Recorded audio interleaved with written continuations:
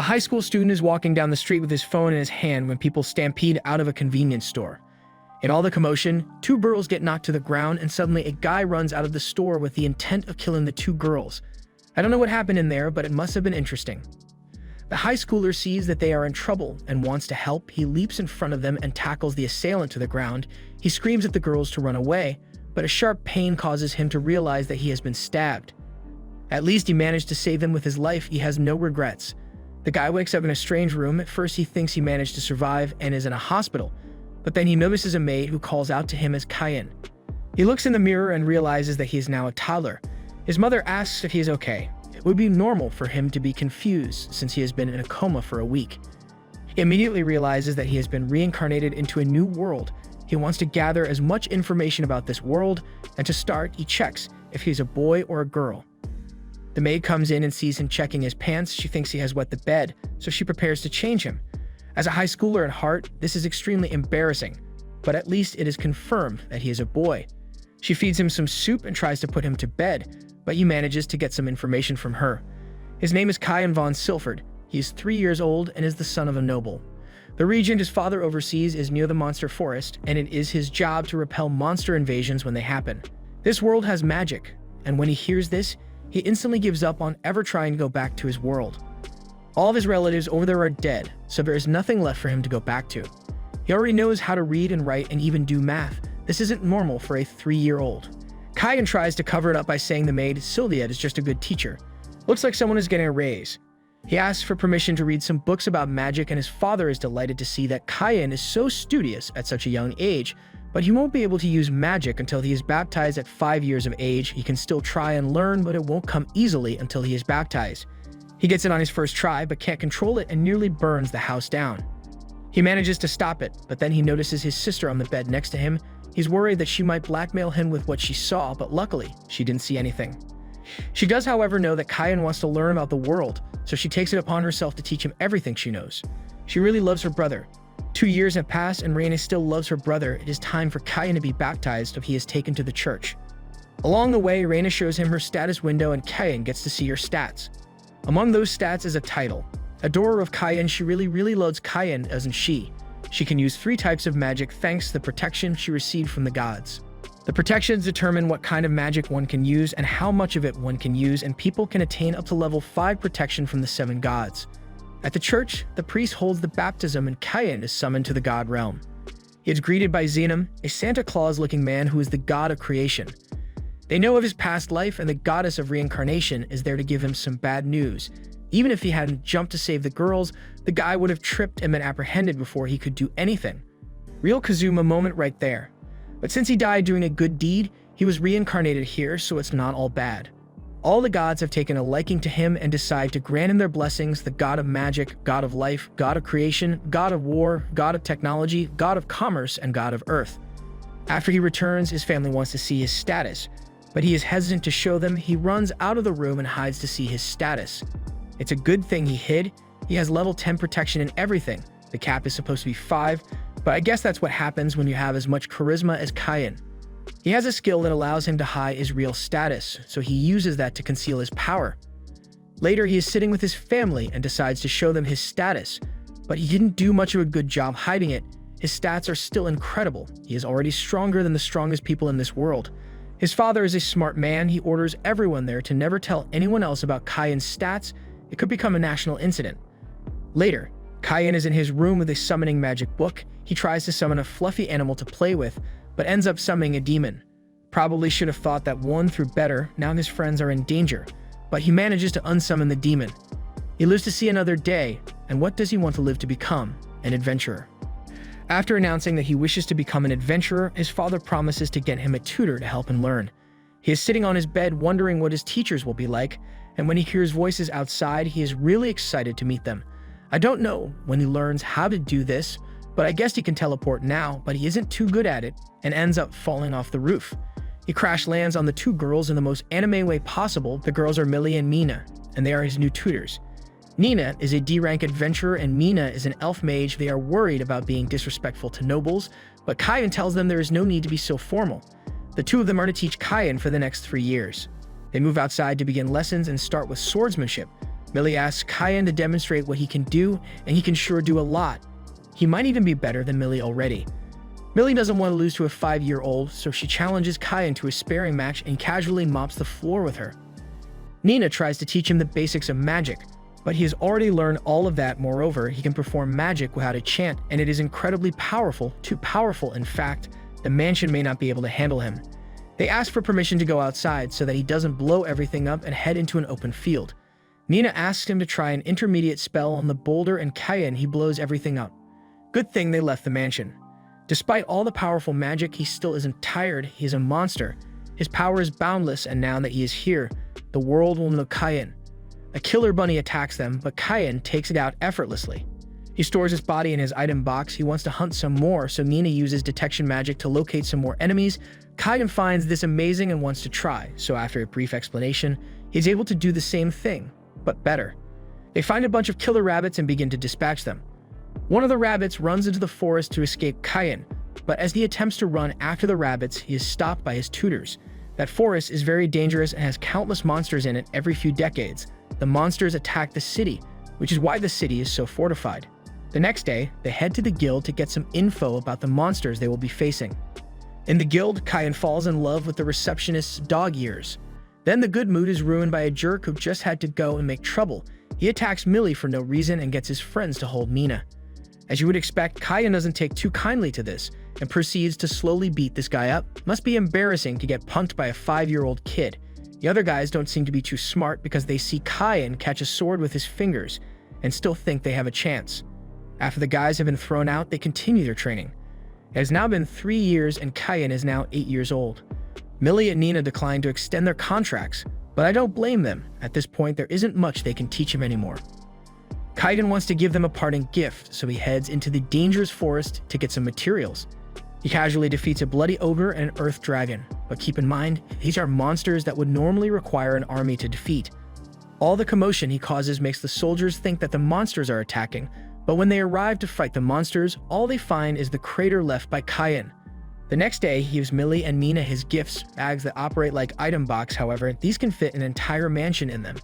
They are essentially a national treasure, and there might be trouble if they carry national treasures around. They still accept it and thank Kyan for the gifts, and Kyan thanks them for all they have done for the last 3 years. 2 years later, Kyan is fighting a dragon in a dungeon and seems to be giving him a little trouble at first, but he still kills it with one strike. He takes a look at his stats, and would you look at that? He has 80 million magic power. That's a little excessive. The average for an amazing mage is only 10,000.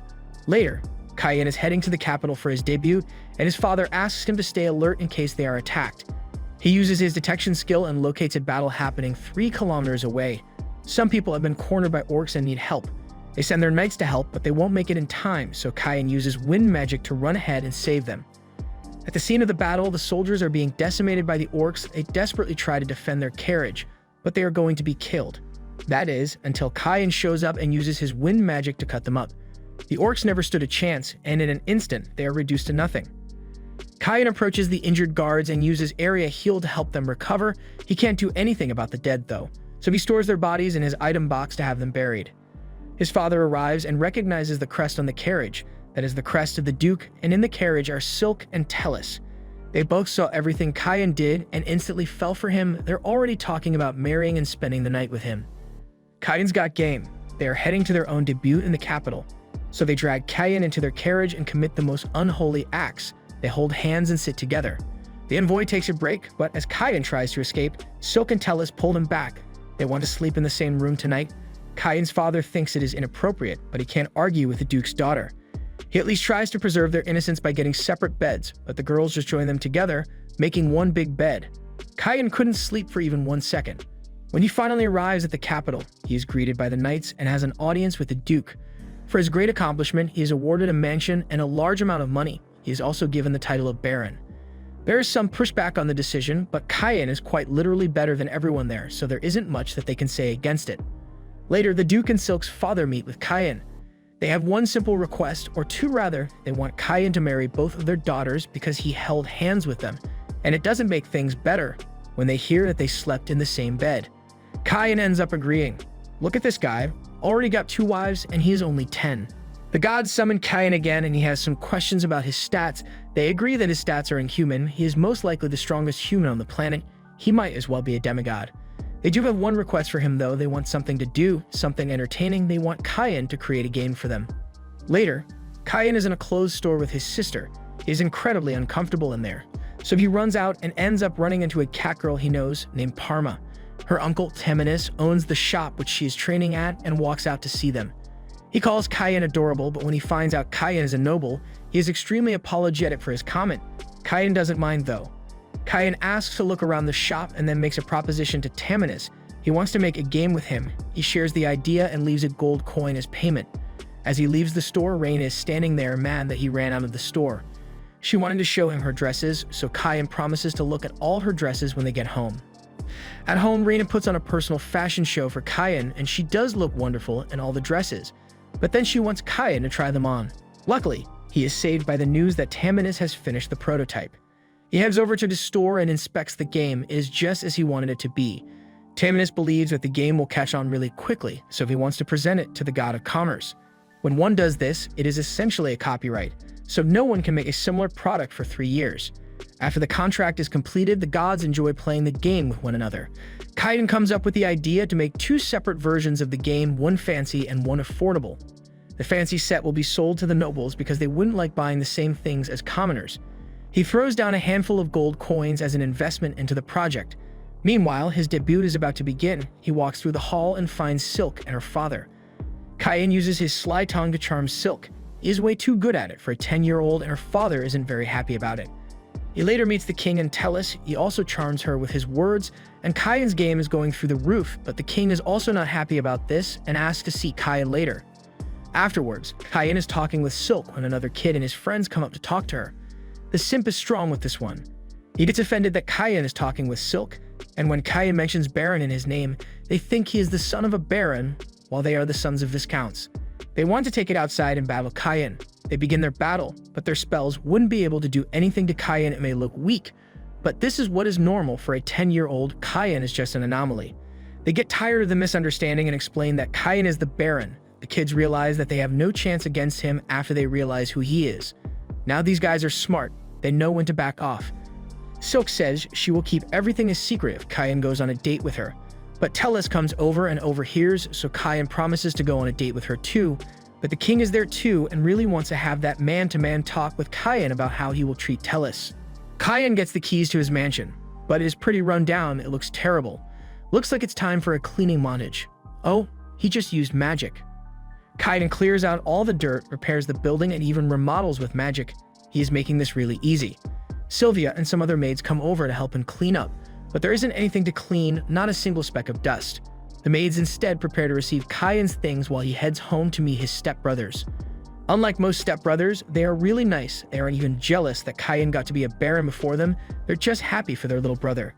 Kyan invites everyone to his mansion, and it isn't what they were expecting. They thought it would be run down and dirty, but it looks brand new. The next part of his mansion is for a party. He needs to invite all the high-ranking nobles, even the ones he doesn't like, but he can't invite the king because of the rules about low-ranking nobles inviting the king. The king is upset that he didn't receive an invitation, but Kyan still gives him one personally. Kyan prepares for the party by inventing a new drink, glasses, and a delicious meal. He also has a dragon in his hall, but no big deal. The night of the party comes and everyone is pleased with Kyan's preparations. Even the king gives him high praise for his work. His debut was a success, but as with all good things, something bad has to come around and ruin the mood. The noble that Kyan doesn't like, he is rude and condescending. He even tries to take all of Kyan's preparations away with him, and normally, Kyan wouldn't be able to do anything about it. That would be if he wasn't the fiancé of the king's daughter. The king lays into him until he backs off. You won't be bothering Kyan anymore. Kyan is walking through the courtyard when the knight's vice-captain meets with him, inquiring about the monsters he has killed. He can have them appraised here, but first he needs somewhere to put it. The room he was shown was too small, so he just puts it in the courtyard. It will take a while to appraise, so Daim asks Kyan to join the knight's training for the day. He wants to introduce him to the captain. Before the captain arrives, he wants Kyan to duel all the knights at once.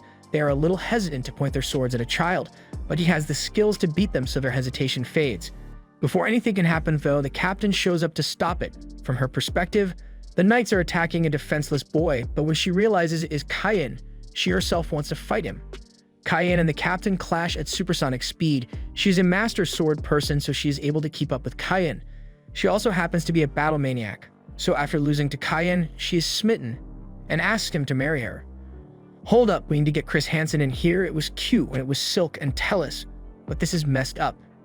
She wants to have an audience with the king in order to finalize their engagement. The king isn't fond of the idea and wonders how this happened. Cayenne explains how he defeated her, and now she wants to marry him. Tijuana is essentially the princess of the elves, so she has to send a letter to her father to get his permission. The king is rather worried. She's the kingdom's strongest warrior, and Cayenne beat her at age 10. Just who is he really? They decided to test him by showing him an emperor-level magic book, but when Cayenne is able to read it, he gives himself away. The book is written in Japanese, so the only way he would be able to read it is if he were also Japanese. He fessed up to all that happened, how he was reincarnated, his meeting with the gods, and his real stats. When they see his true power, the king thinks that Cayenne should be the new king because he is blessed by God. But Cayenne doesn't want that, he wanted a normal life. Just then, they are interrupted by Tijuana, who has now gotten permission to marry Cayenne. She then drags him off to train. They decide to leave Cayenne on his own for now, and his marriage to Tijuana is confirmed. It's still messed up though. Cayenne is reading the ancient text written by the former Japanese king, and as he thought, he was summoned to this world after a fatal accident. Cayenne wants to keep reading, but he is interrupted by his two future wives suffering from success I see. They try to spend time with him, but he has better things to do, so he tries to avoid them, but he is still met with his third wife, Tijuana. She wants a mock battle with him, but he's still busy, so he declines the offer. He has something more important to do. Is his 12th birthday, so he can finally register as an adventurer, something his wives probably should have realized. He walks in and is fascinated by the huge hall, but ends up bumping into one of the adventurers. The guy seems super nice and gives Cayenne some advice about not being too reckless as an adventurer, and Cayenne wonders if he has seen him somewhere before. Nice change from the usual jerks you'll find in the guild. He proceeds to the front desk and fills out the forms to register. He will be starting out at G rank, and the attendant, Rekia, tells Cayenne not to be reckless and to value his life. Shortly after, the usual guild jerks come back from their break and start hitting on Rekia. Cayenne is sick of this, and the guys, after seeing Cayenne for all of 2 seconds, decide to try and beat him up. I think this is what they meant when they tell adventurers not to be reckless with their life. Cayenne does nothing but dodge at first, but he warns them that if they draw their weapons, there will be blood on the floor, but it sure as hell won't be his. Luckily for the guys, the red-haired adventurer comes back and forces them to back off. He seems to be pretty well known as the Ice Flame Claude. Claude introduces himself and sits down to have a drink with Cayenne. He can tell that Cayenne is well-trained and tells him about ranking up. Claude is currently A rank and in a party with his wife, the same wife who appears behind him and bonks him on the head for fooling around while they should be working. Claude is dragged off and Cayenne looks for a quest to do. He settles on a goblin genocide quest and runs out to start, but forgets that Tijuana was still on the lookout for him and is cornered. She wants to accompany him on his adventure, and he can't get out of it at this time, so he takes her along. They encounter some goblins attacking a man and quickly lay into them. Tijuana is slashing away at them and Cayenne is providing a magic buff. They kill the goblins with no mercy until there are none left. Goblin Slayer would be proud. But it doesn't end there, because there are still some green lizards in the forest, but Cayenne takes care of them as well. On a side note, his former tutors were supposed to handle the green lizards, but now that they're gone, Nina has given up and wants to go home. Cayenne returns to the guild and tells Rekia that he killed the lizards, and she is so surprised that she has to tell the guild master. But the guild master is out at the moment, so the assistant is in his place, and he seems to be in a foul mood. Maybe he recently got divorced or something. Long story short, he accuses Cayenne of cheating and tries to revoke his guild card with no evidence. But the guild master comes in and has a level-headed conversation with Cayenne. The assistant realizes he messed up badly once he learns about Cayenne's status as a baron, and the son of the Margrave, and the hero that saved Silk and Tellus, and the husband of Tijuana. Cayenne sure has done a lot for a 12-year-old. The guild master also happens to be Tijuana's brother, so he is Cayenne's brother-in-law. Normally, the punishment for insulting a noble would be something like execution, but Cayenne is too nice for that and forgives the guy. As an apology, the guild master wants to promote Cayenne to C rank since he was able to kill the lizards by himself, but Tijuana bargains for him and gets him bumped up to A rank on the condition that he knocks some bandits around and captures them. Meanwhile, the gods are watching Cayenne, and it seems that there might actually be a challenge coming Cayenne's way in the near future. Later, Cayenne wakes up late on the day of his academy entrance exam, and Sylvia is worried sick about it, but Cayenne doesn't have to worry about being late because he can just teleport. The first test starts, and Kayan is clearly the class nerd as he finishes the 2-hour test in 30 minutes. Next, they move on to the magic test, and the instructor asks the students to use their full power on the targets. The rest of the kids may look weak, but they're just your average 12-year-olds, so Kayan decides to tone down his magic a bit. He only uses a mild nuke.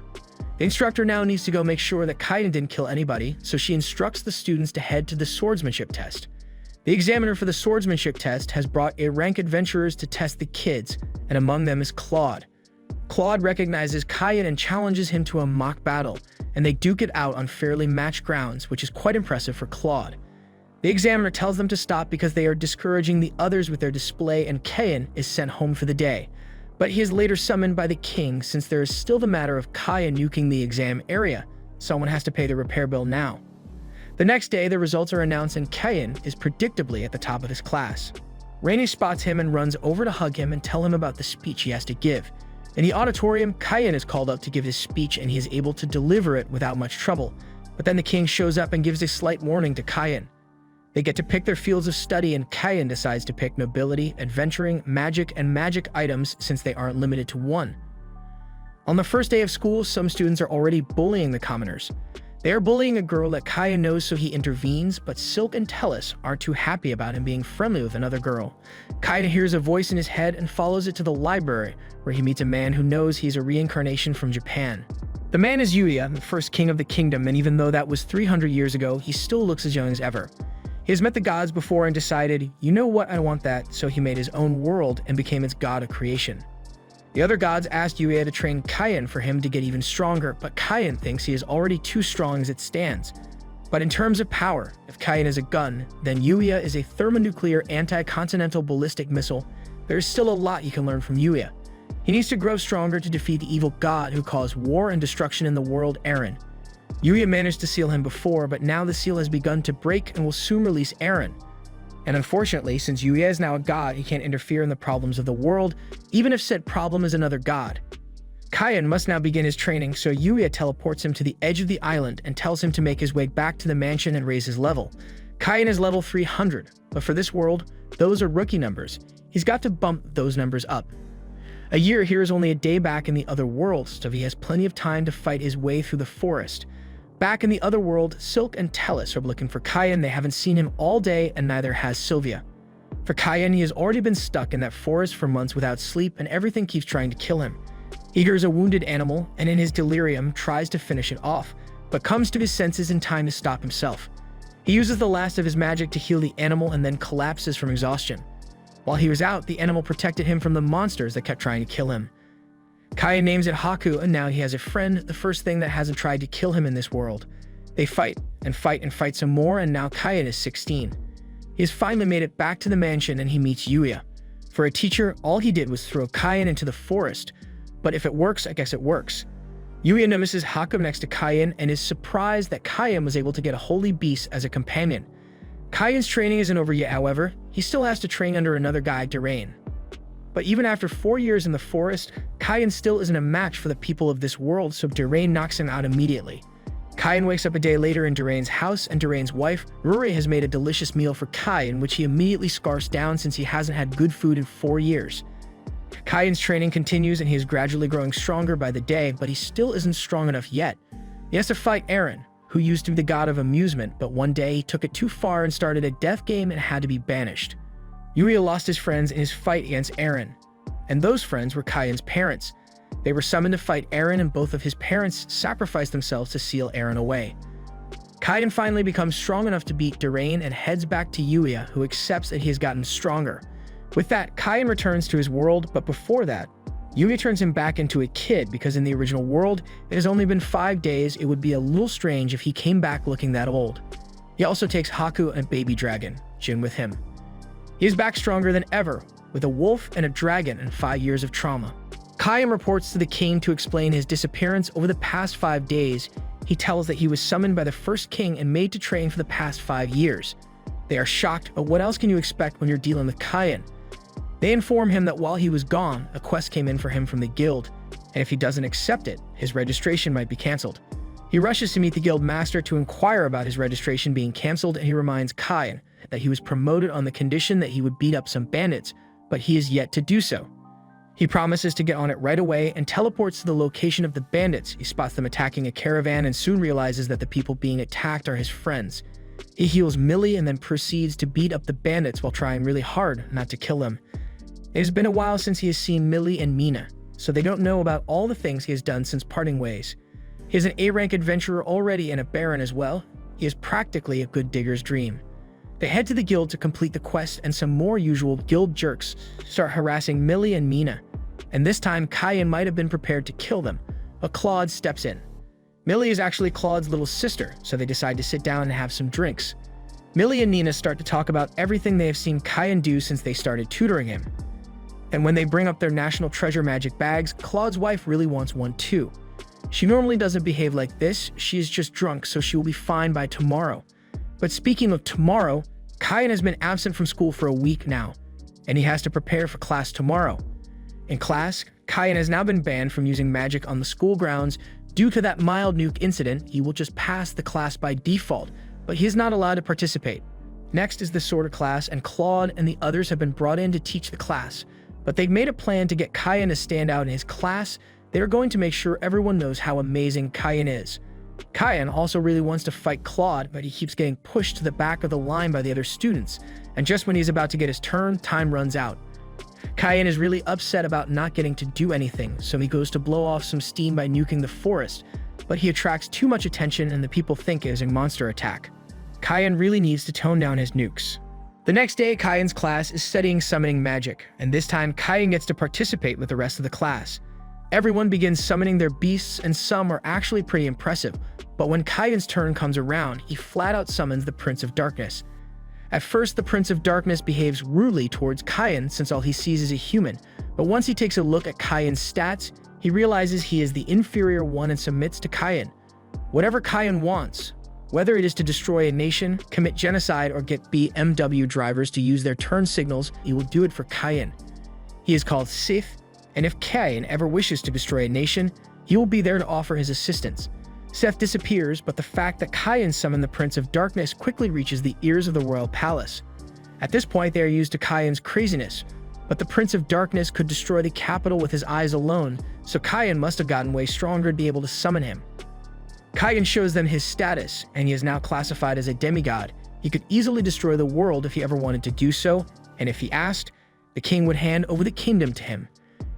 Kyan doesn't want that much power, so the king compromises to only give him a town for now. Kyan gets called by his brother because it looks like the monsters in the forest are preparing to rampage, so Kyan goes to check it out, and the guild sends a lot of high-ranking adventurers to go as well. Kyan summons Seth to investigate the forest, and he confirms that something is wrong. Seth summons one of his own subordinates to investigate, and Kyan heads back to the guild with some monsters that he killed. Seth finds Aaron, and the onslaught of monsters begins, so he warns Kyan and they prepare for war. The onslaught of monsters is unceasing, so Seth tells Kyan to go on ahead while he deals with the monsters. He still has quite a few powerful subordinates of his own, but the fight might cause a little mass destruction, but only a little. Tijuana helps evacuate the villagers while Claude and the others want to go into the forest to help Kyan. In the forest, Seth summons the 4 heavenly kings for help, and they are confused as to why Seth would summon them. That is until they see the destruction currently going on beneath their feet. They ask what great being could have tasked Seth with taking control of the monsters in the forest, and Dalmatia explains that it was Kyan, the demigod, and God's chosen. They still have many questions, but there is no time to explain there are monsters to be slain. Kyan is trying to blast his way through to Aaron, but his attack is stopped by an equal power from Aaron. A black dragon emerges from the smoke. This is Aaron. He was only able to partially revive, so he is stuck with his body. Kyan tries the ultimate move. He tells him, "Stop, that's illegal," but Aaron still continues making monsters. Claude and the others spot the heavenly kings in the sky taking out a bunch of monsters, and they prepare to do their part in the battle. Aaron fires an inferno at Kyan, but he dodges and fires one of his own back. However, it causes no damage to him. Kyan is on the ropes now as he has no plan of attack against Aaron, so he summons Haku and Jin to buy some time. But he soon regrets that decision as Haku is knocked out by Aaron's tail and blasted. The others are at their wits' end. They can't keep up with the onslaught of monsters and are being overwhelmed, but all hope is not lost. Tijuana arrives with backup, and they now stand a chance at surviving. Haku is being roasted worse than a short guy at a rap battle, and Jin jumps in to protect him, but just gets flamed as well. Kai now steps in to protect them, and with the power of friendship and just a dash of overwhelming power, he's about to end this man's whole career. He fires off a blast that rivals Aaron's power. He keeps raising his power again and again until he is stopped by Haku and Jin. Aaron's been dead for a while now, not even ashes, nay even atoms would have survived that blast. It was the very definition of overkill. The onslaught is now over and everything goes back to normal, or as normal as it can get anyways. Kaien still has to deal with the king who is yelling at him for using such powerful magic as if he didn't just save the entire world. The king wants to give Kaien his own domain as a reward for his efforts. Kaien is given control over Dorinthal. However, Dorinthal is somewhat of a problem town since countless nobles have been given that domain only to be forced out by the guild. But I'm sure if it's Kaien, he'll make it work somehow. If they ever get too rowdy, he could just drop a few nukes to keep them in line. And indeed, nukes were thrown that day, and eventually Kaien was arrested for violating the Geneva Convention. In his spare time, he also overthrew the church and built a giant castle for the fun of it. He may not be the king, but he's definitely running the show.